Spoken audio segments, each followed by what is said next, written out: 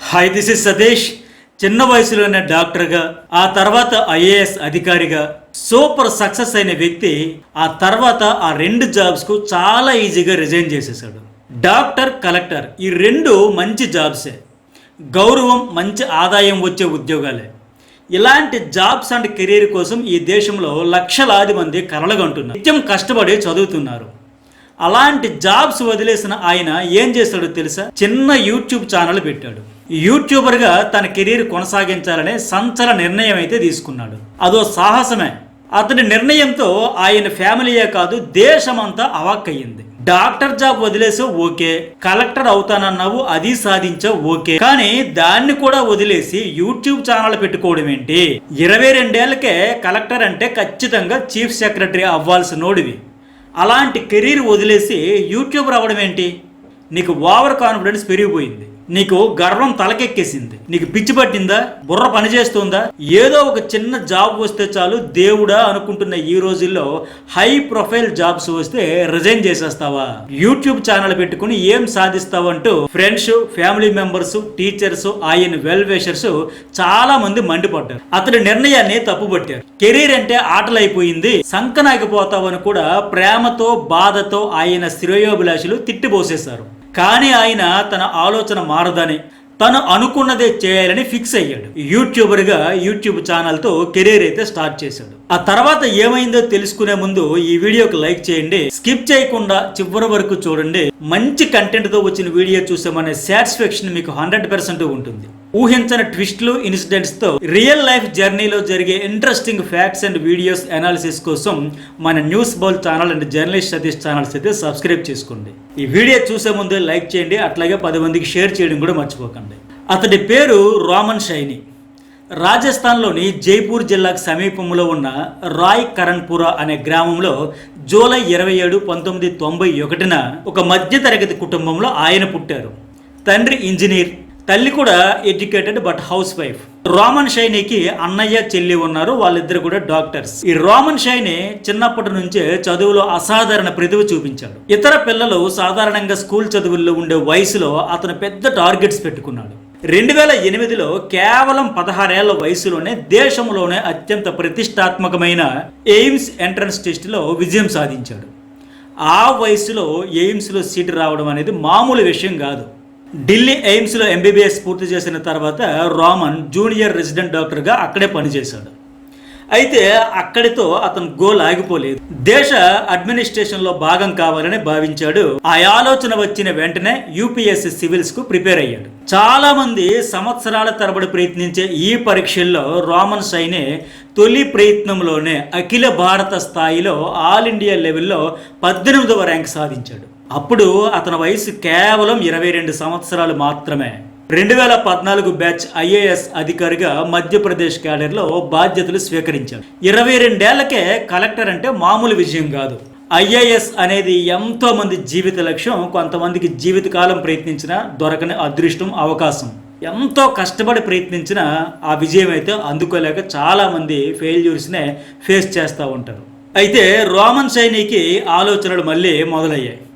నేను కలెక్టర్గా ఒక జిల్లాలో వేల మందికి సేవ చేయగలను, కానీ విద్య ద్వారా లక్షల మందికి ఉపయోగపడలేనా? నా శక్తి సామర్థ్యాలు ఒక్క జిల్లాకే పరిమితం చేయాలా? ఎందుకు నేను కొన్ని లక్షల మందికి ఎడ్యుకేషన్ అందించే వృత్తిలోకి వెళ్ళకూడదు అని తనను తాను ప్రశ్నించుకున్నాడు. ఇలాంటి ఆలోచనలు, ప్రశ్నలతో ఆయన ఒక సంచలన నిర్ణయం తీసుకున్నాడు. దాదాపు 1.5 ఏళ్ల పాటు IAS ఆఫీసర్గా పనిచేసిన తర్వాత 2015లో ఆ ఉద్యోగానికి స్వచ్ఛందంగా రాజీనామా చేసేశాడు. ఈ నిర్ణయం అప్పట్లో దేశవ్యాప్తంగా చర్చనీయాంశమైంది. ఆయన ఫ్రెండ్స్, ఫ్యామిలీ మెంబర్స్, చుట్టాలు, వెల్ విషర్స్ అందరూ కూడా రాంగ్ స్టెప్ వేస్తున్నావు అంటూ నచ్చజెప్పాలని చూశారు. కలెక్టర్ అంటే చిన్న జాబ్ అనుకున్నావా? నువ్వు చిన్నోడు, కానీ నీ జాబ్ మాత్రం చిన్నది కాదు అంటూ ఎన్నో రకాలుగా నచ్చజెప్పాలని చూశారు.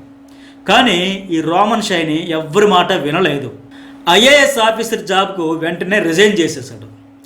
యూట్యూబర్గా కెరీర్ స్టార్ట్ చేయాలని ఫిక్స్ అయిపోయాడు, అంతే. ఫ్రెండ్స్ గౌరవ్ ముంజల్, హేమేష్ సింగిల్తో కలిసి అన్ అకాడమీని ప్రారంభించాడు. మొదట్లో ఇది కేవలం ఉచిత యూట్యూబ్ వీడియోలు మాత్రమే అందించేది. ఆ యూట్యూబ్ ఛానల్లో ఎడ్యుకేషన్కి సంబంధించిన వీడియోలు అయితే అప్లోడ్ చేసేవాళ్ళు. రోజు ఎడ్యుకేషన్ సంబంధిత టాపిక్స్తో వీడియోలు చేయడం, అప్లోడ్ చేయడం ఇదే పని. రోజుకు ఆ యూట్యూబ్ ఛానల్ చూసేవాళ్ళు పెరిగారు. స్టూడెంట్స్ నుంచి మంచి స్పందన రావడంతో ఆ ఛానల్లో UPSC, IIT, JEE, NEET, SSC, banking, railways ఇట్లా ఎన్నో కాంపిటేటివ్ ఎగ్జామ్స్కి సంబంధించిన పూర్తి స్థాయి ఆన్లైన్ లెర్నింగ్ ప్లాట్ఫామ్గా మార్చేశారు. విద్యారంగాన్ని డిజిటలైజ్ చేస్తూ విద్యార్థులకు కావలసిన కోచింగ్ను అందుబాటులో ఉండే బాధ్యతలను ఈ రామన్ షైని చేపట్టారు. దేశం నలుమూలల నుంచి లక్షలాది మంది విద్యార్థులు దీనిని ఉపయోగించడం ప్రారంభించారు. ఆ చిన్న ఛానల్తో మొదలుపెట్టిన ఆ ప్రయాణం తర్వాత అన్ అకాడమీగా భారతదేశంలో అతి పెద్ద ఎడ్టెక్ స్టార్టప్ కంపెనీలో ఒక ఎడ్టెక్ స్టార్టప్ కంపెనీగా ఎదిగింది. సక్సెస్ఫుల్ ఆన్లైన్ విద్యా సంస్థల్లో ఒకటిగా అన్ అకాడమీ ఎడ్యుటెక్ స్టార్టప్ కంపెనీ అయితే ఎదిగింది. రామన్ షైని ప్రస్తుతం ఆ ఎడ్యుటెక్ స్టార్టప్ అన్ అకాడమీకి కో ఫౌండర్ కమ్ డైరెక్టర్గా కొనసాగుతున్నారు. అయితే కోవిడ్ టైంలో ఆన్లైన్ క్లాసుల ప్రభావంతో బిజినెస్ బాగా పుంజుకుంది. దీంతో ఆ కంపెనీ విలువ ఒక దశలో 30,000 కోట్ల వరకు ఉంటుందని వివిధ రకాల నివేదికలు కూడా అంచనాలు వేశాయి. కానీ కోవిడ్ తర్వాత పరిస్థితులు మొత్తం మారిపోయాయి. ఆన్లైన్ విద్యకు డిమాండ్ తగ్గడం, విద్యార్థులు మళ్ళీ ఆఫ్లైన్ కోచింగ్ వైపు వెళ్లడంతో మునుపటి సంవత్సరాలతో పోలిస్తే కంపెనీ ఆదాయం బాగా తగ్గింది. 2022-23 ఫైనాన్షియల్ ఇయర్ ప్రకారం కంపెనీ మొత్తం ఆదాయం 1044 కోట్లుగా నమోదైంది. 2023-24 ఫైనాన్షియల్ ఇయర్ ప్రకారం కంపెనీ మొత్తం ఆదాయం 988 కోట్లుగా నమోదైంది.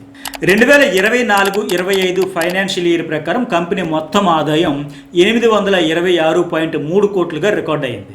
ఈ కాలంలో ఆదాయమే కాక నష్టాలు కూడా 100 కోట్లలోనే వచ్చాయి. కంపెనీ ఖర్చులను తగ్గించుకుంటూ ఆర్థిక క్రమశిక్షణ పాటిస్తూ నష్టాలను దాదాపు 74% తగ్గించుకోగలిగింది ఆ టైంలో. ఎందుకంటే కోవిడ్ తర్వాత విద్యార్థులు మళ్ళీ క్లాస్ రూమ్ కోచింగ్ వైపు మొగ్గు చూపడంతో ఈ ఆన్లైన్ బిజినెస్ అయితే డౌన్ అయింది. అన్ అకాడమీ కోట, ఢిల్లీ, జైపూర్ వంటి ప్రధాన నగరాల్లో పెద్ద ఎత్తున ఆఫ్లైన్ సెంటర్స్, కోచింగ్ సెంటర్స్ ప్రారంభించింది. ఐఐటి, జేఈఈ, నీట్, యూపీఎస్సి వంటి పోటీ పరీక్షల కోసం వీటిని ఏర్పాటు చేశారు. ఖర్చులను తగ్గించుకోవడంలో భాగంగా 2026 ప్రారంభంలో అన్ అకాడమీ తన సొంత నిర్వహణలోనే కొన్ని ఆఫ్లైన్ సెంటర్లను మూసివేసింది. వాటిని ఫ్రాంచైజీ మోడల్లోకి మార్చింది. ప్రస్తుతం కొంతమంది ఆ ఫ్రాంచైజీలు తీసుకుని ఆ భాగస్వాములే రోజువారీ కార్యకలాపాలు అయితే చూసుకుంటూ ఉన్నారు. అంటే ఈ అన్ అకాడమీ కేవలం academic content, technology platform, syllabus support మాత్రమే అందిస్తుంది. అట్లాగే అన్ అకాడమీ గ్రూప్కి చెందిన ఒక ప్రత్యేకమైన సాఫ్ట్వేర్ ప్లాట్ఫామ్ ఏంటంటే గ్రాఫీ. గ్రాఫీ ఏం చేస్తుందంటే ఇది కంటెంట్ క్రియేటర్లు, ఉపాధ్యాయులు, ఇన్ఫ్లుయెన్సర్లు తమ సొంత బ్రాండ్తో ఆన్లైన్ కోర్సులు, లైవ్ క్లాసులు, వర్క్షాపులను నిర్వహించుకోవడానికి బాగా సహాయపడుతుంది. కంటెంట్ క్రియేటర్లు తమ సొంత వెబ్సైట్ లేదా మొబైల్ యాప్స్ లేదా యూట్యూబ్ ఛానల్స్ వీటన్నింటినీ క్రియేట్ చేసుకోవడం, కోర్స్ ఫీజులను నేరుగా కనెక్ట్ చేయడం, విద్యార్థులతో ఇంటరాక్ట్ అవ్వడానికి ఇది ఒక పూర్తి స్థాయి డిజిటల్ టూల్గా పనిచేస్తుంది. అయితే లేటెస్ట్ అప్డేట్ ప్రకారం జూలై 2026లో భారత పోటీల commission CCI, competition commission of India, ప్రముఖ ఎడ్యుటెక్ సంస్థ అప్గ్రేడ్ ద్వారా అన్ అకాడమీ కొనుగోలు ప్రక్రియకు అధికారిక ఆమోదం తెలిపింది.